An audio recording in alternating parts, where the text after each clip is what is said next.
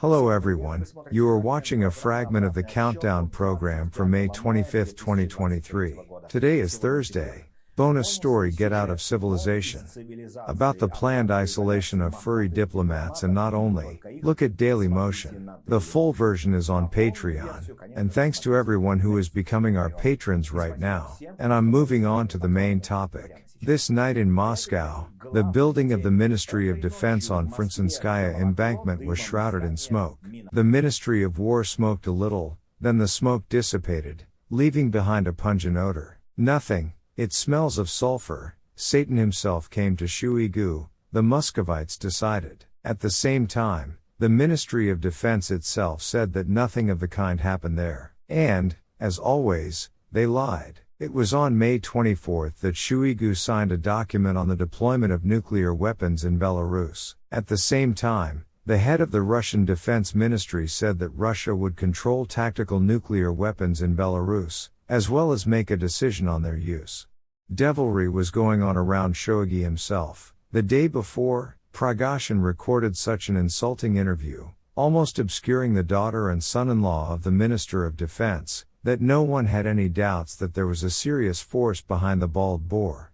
Meanwhile, the leader, speaking at the plenary session of the Eurasian Economic Forum, looked pale and for some reason lisped. On the other hand, he stated that he intended to create a powerful economic platform that would help bypass the European Union and prevent the West from interfering in the sovereign affairs of Eurasia. On the whole, Putin tries to look confident, but even outwardly it is noticeable that he is not. The habit of isolation does not add confidence. Moreover, it is already clear to many of those around him that Putin is not just a downed pilot, but a political corpse who fusses and clatters his hooves, trying to prove his importance and necessity.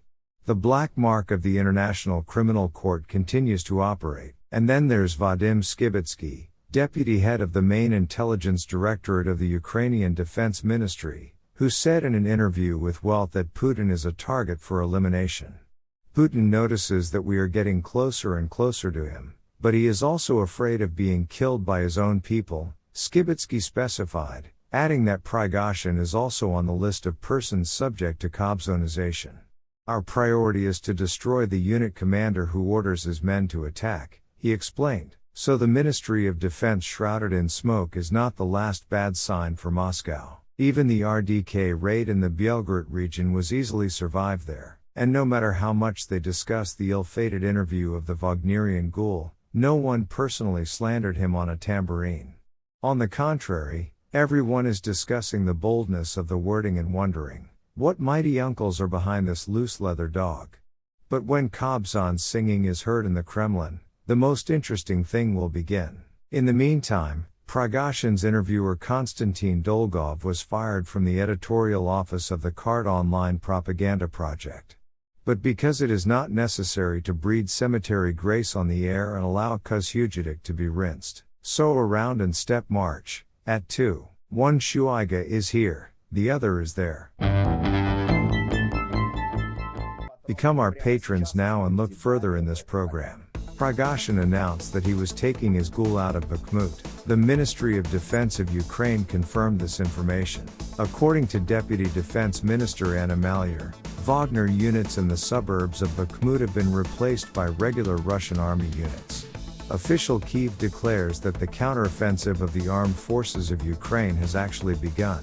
Mikhail Podolyak on the air of the Italian TV channel Rai 1 said that the counteroffensive has been going on for several days. A full-scale war stretched for 1.5 thousand kilometers along the border with Russia. Moscow continues to use the nuclear theme. The Kremlin is no longer waving its rockets, but they are frightening the public either with the accident at the Zaporizhzhia nuclear power plant, or with a dirty bomb. Allegedly, Ukraine may blow up storage facilities for spent nuclear fuel in Kharkiv in order to blame Moscow for this. Not a trace remains of yesterday's political landscape in Russia. The Parnas party was liquidated by the decision of the Supreme Court in Russia. Isolate the cave, so seriously. It is not the business of one leader to sit in a bunker. Time to get everyone else in there. A bonus story about the expulsion of Putin's diplomats from European countries, and not only them. See the Dailymotion resource. And that's all for today. See the full version of the program on the Patreon resource. And thanks to everyone who is becoming our patrons right now. I hugged everyone. See you tomorrow on Friday Live. Glory to Ukraine.